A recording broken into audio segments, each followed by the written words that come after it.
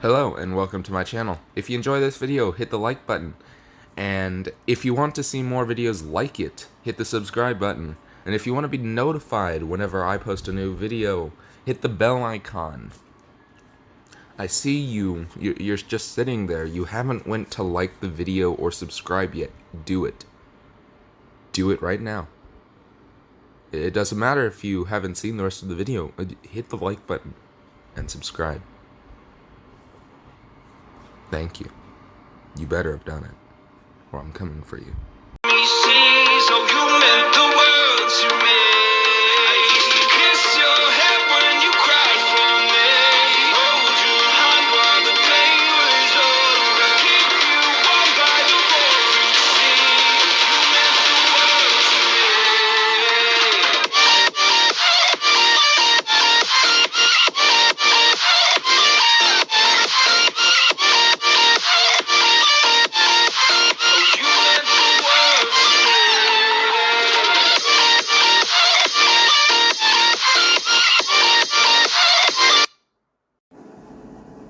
Hello, and welcome to What If Deku Was a Perfect Nomu, Part 1.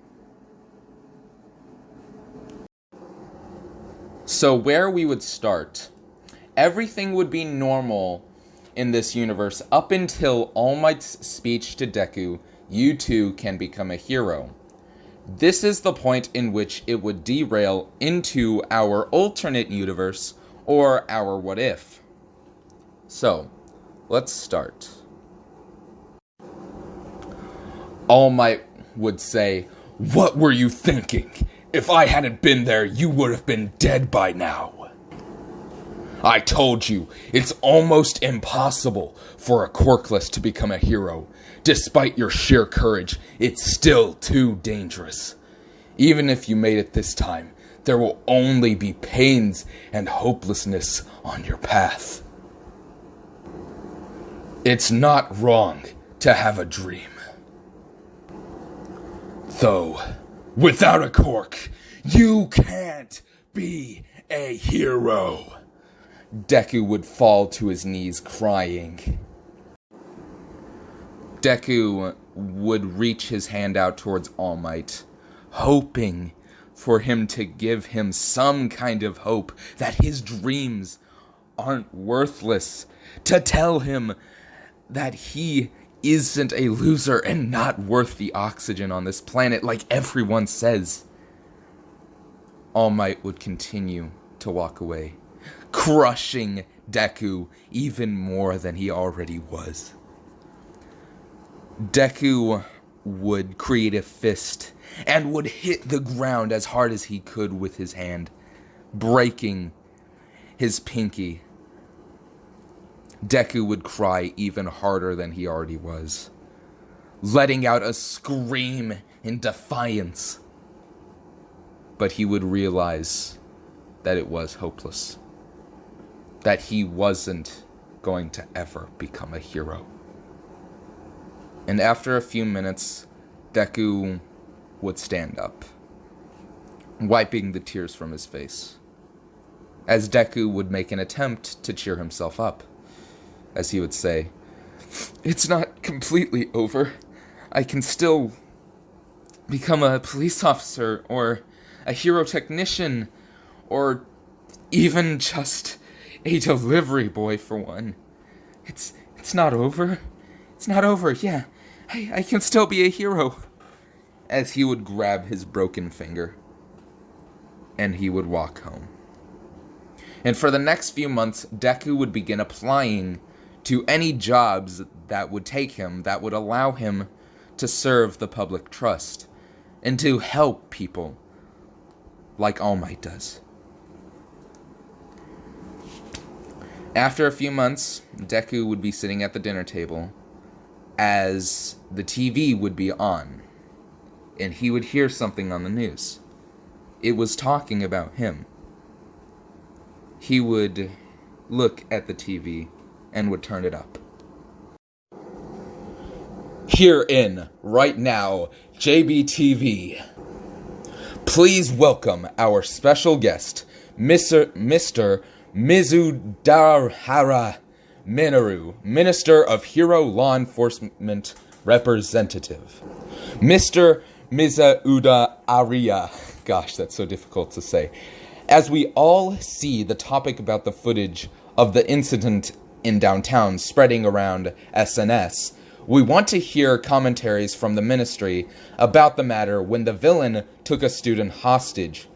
There was this boy, who was reported to be corkless, rushed into the scene trying to rescue her, while other heroes seemed to be unable to take any action. Any response? Yes, I do have a response, Mr. Miz. I'm just going to call him Miz instead of that super long name. Mr. Miz would say.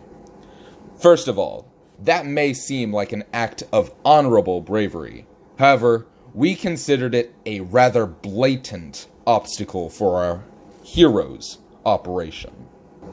The news reporter would reply in shock. You are saying that while there was no movement from heroes at the scene, that boy's act was yet an obstacle? He would say very confusingly. Mr. Miz would reply, yes, I am, considering that said corkless boy jumped into the villain with a hostage in hands while he was using his cork to cause a turmoil. There was a number of heroes at the scene. It may look like they cannot handle the occurrence, but they in fact were able to limit the damage in an acceptable and controllable range to stop for further reinforcement according to our protocol.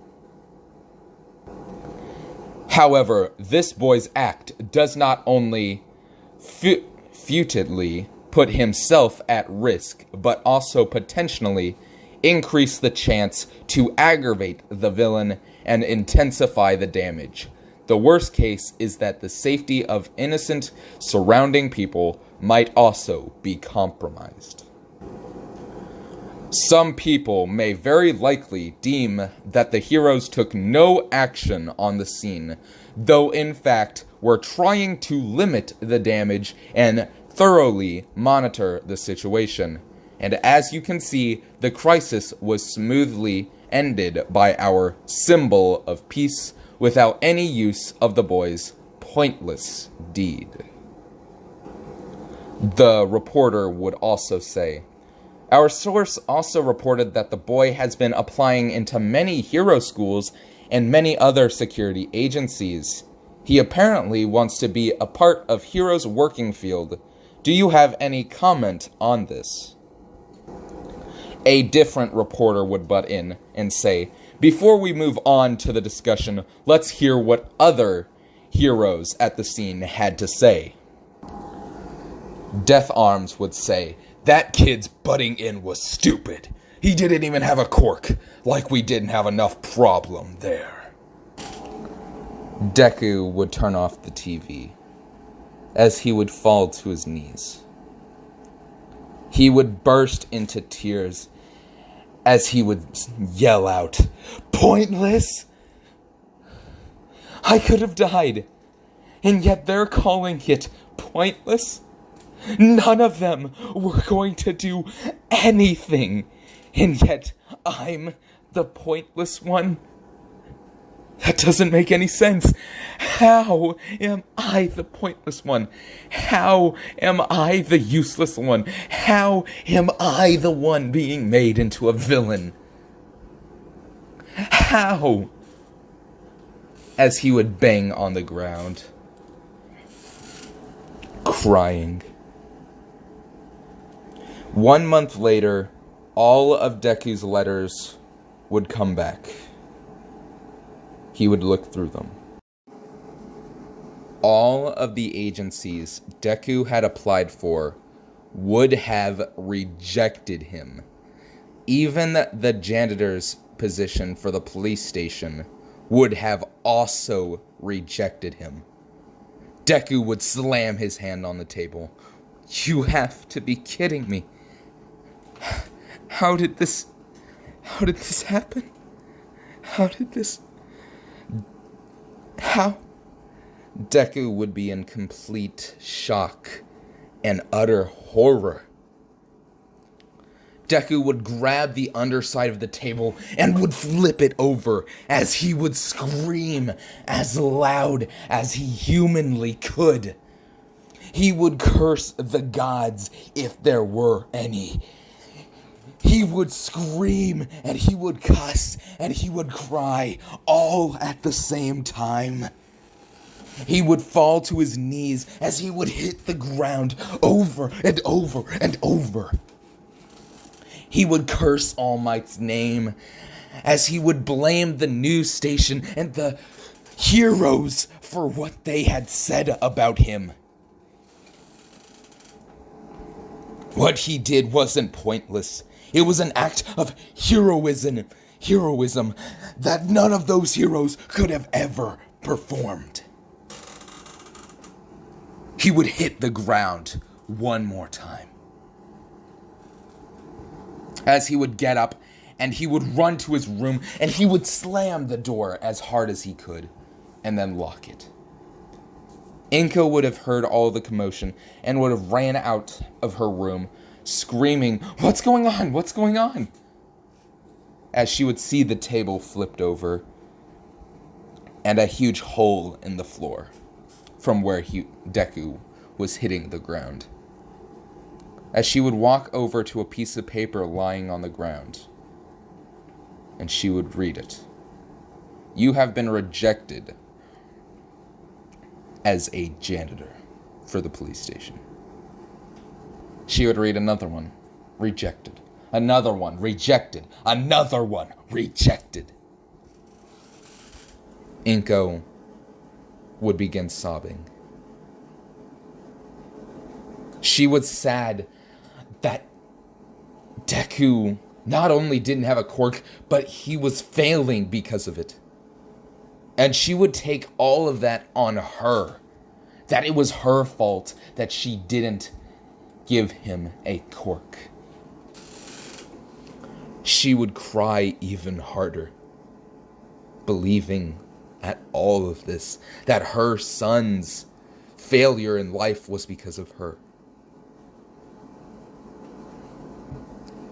In Deku's room, Deku would be grabbing every piece of hero memorabilia and breaking it or destroying it some way or how. And Deku would have ended up saving the All Might action figure, his favorite and most prized possession, a rare item that could go for thousands of dollars on the market. He would grab it, and he would slam it as hard as he could on his table, breaking it into thousands of little pieces.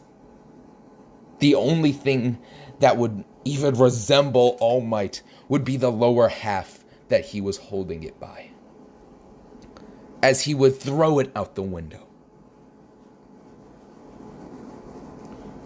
Deku would sit down against the wall and would begin sobbing. And within the next few months, Inko and Deku's apartment complex would have become a vandal's playground. Spray paint, everything. All of it was pointed at Deku and Inko. Eventually, the complex would have to kick Deku and Inko out because they couldn't afford to continue cleaning the building. Deku would blame the heroes once more. And after a few days of living on the street, Deku would have finally had enough. He would have went up on top of the highest complex he could find, and he would prepare to jump off, screaming and cursing every single god he knew the name of. He would also curse All Might and all the heroes that bad-talked him and caused all of this.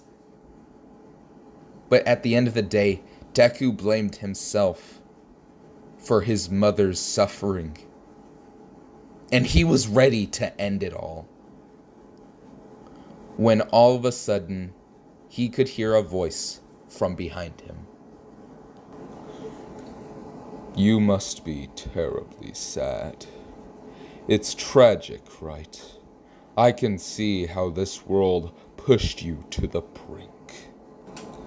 Deku, with tears in his eyes, would turn around to see a man in a suit with some kind of respirator on. The man would say, "Is being born without a cork a serious crime? That it rips someone off their right to dream?" That kind of distorted society, don't you think it is detestable? Deku would respond, "Of course I do. This kind of society where heroes talk about some pipe dreams. After all, they are just shameless hypocrites. I hate them all." The man would respond, "Poor child, hurt by deceitful people. How much have you been suffering? No one has ever reached their hand to you. Am I correct? If you are thinking of throwing your life away, why don't you come with me? You can be whatever you dream of. Because I'm here with you." The man would smile a huge grin. Deku would decide to go with this man, because he and him share the same ideals that him and All Might could never. All Might abandoned him. He left him to rot. So did all the other heroes. None of them ever thought of him when they said what they said. The words they let out of their mouths affect people. And they sure as heck did affect him. They ruined his life. And he will ruin theirs as payback.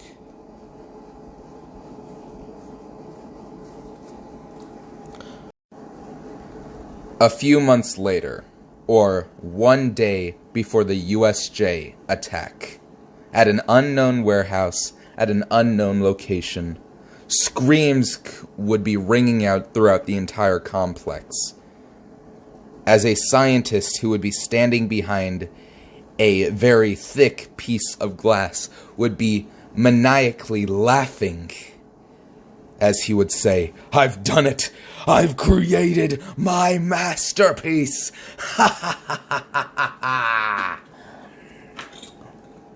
As the screams would finally stop, the doctor would go through a thick metal door as he would come into the room where the screams were coming from.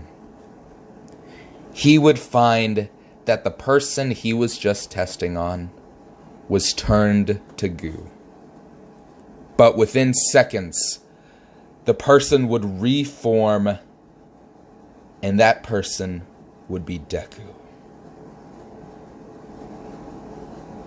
Izuku Midoriya, Cork AAC, or Absorb and a Copy.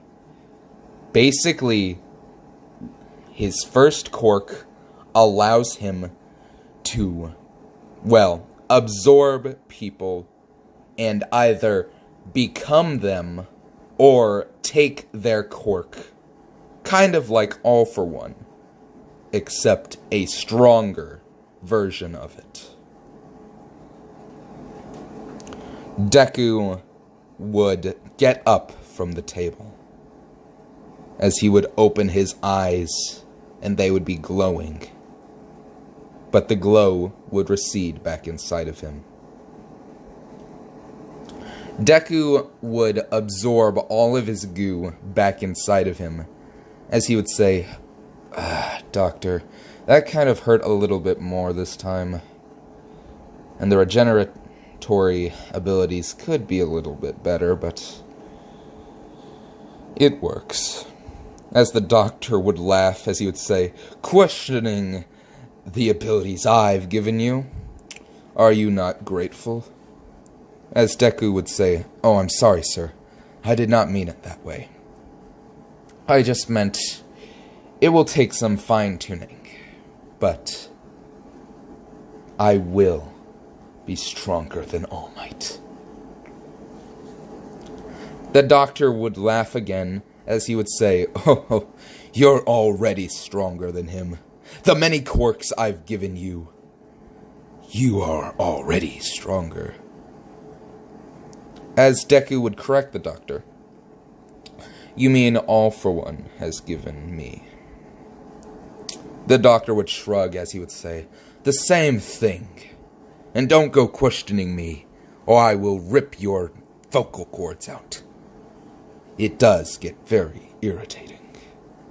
As Deku would say, I'm very sorry, sir. As the doctor would continue. The goo that you are made up of is only one of hundreds of quirks that I have given you.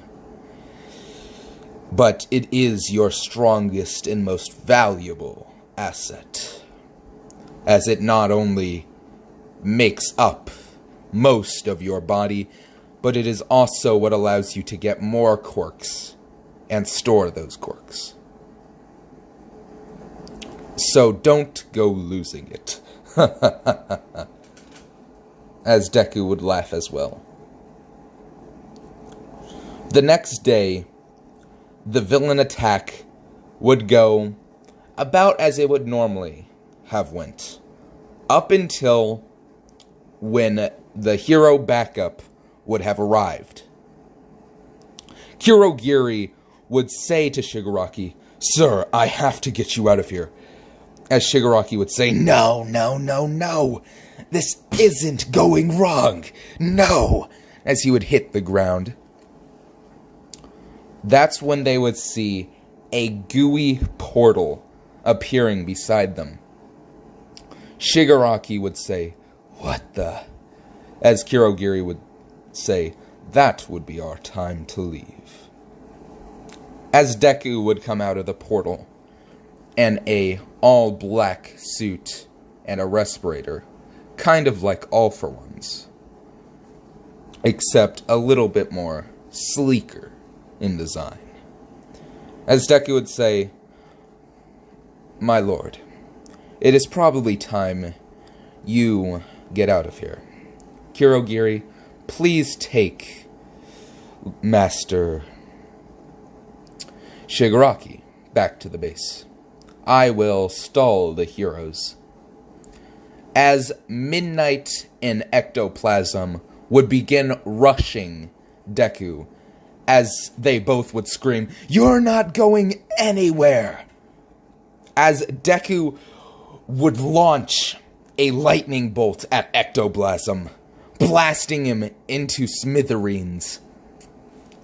As another Ectoplasm would be flanking Deku, Deku would use AAC to grab Ectoplasm and absorb him.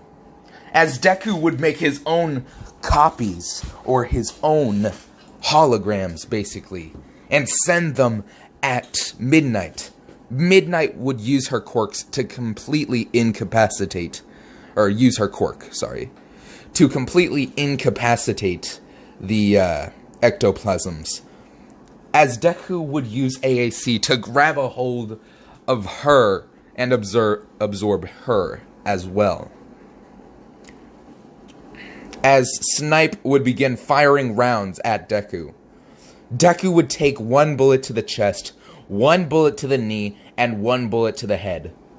As Deku would absorb the bullets, as he would point a finger gun at Snipe and would fire it, hitting Snipe in the shoulder. Cementos would make a wall to protect Snipe, as Deku would fire the remaining 2 shots at All Might, which Cementos would quickly block as well. As Deku would say, "You're getting quite annoying." As Deku would go back into his goo and would teleport behind Cementos, as he would grab Cementos by the head and then would create a knife knife arm using his goo and would stab Cementos through the back. Cementos would cough up blood as he would launch a cement pillar towards Deku. Deku would turn into goo to take the hit, as Deku would absorb the piece of cement and would launch it at Cementos, hitting him off of the stairs, as Cementos would begin tumbling down the stairs. As Deku would realize his time is up and that he had to go before more reinforcements arrived.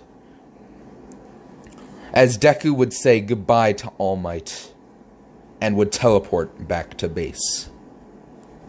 All Might would have a feeling that he knew that boy, but he couldn't quite recognize him.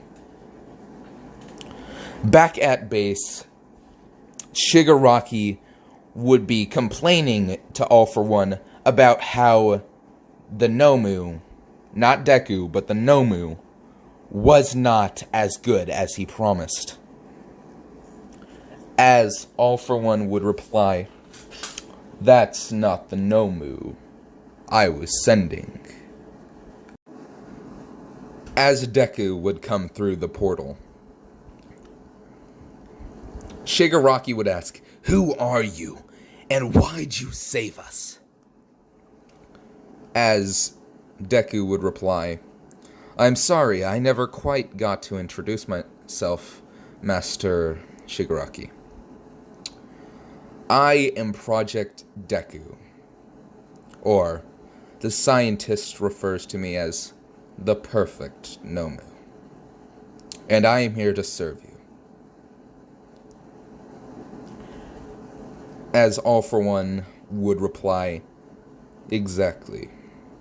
He is now under your control. Do with him as you bid, Shigaraki." As the call would end.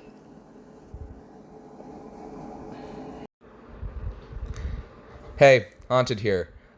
If you enjoyed this content, hit the like button. I work pretty hard on it. And if you want to see more like it, hit that subscribe button as well. And, you know, while you're clicking that subscribe button, you might as well go ahead and punch the bell icon, you know? Just go ahead and click that bell icon as well, because it allows you to be notified whenever I post a new video. And who doesn't want that, you know?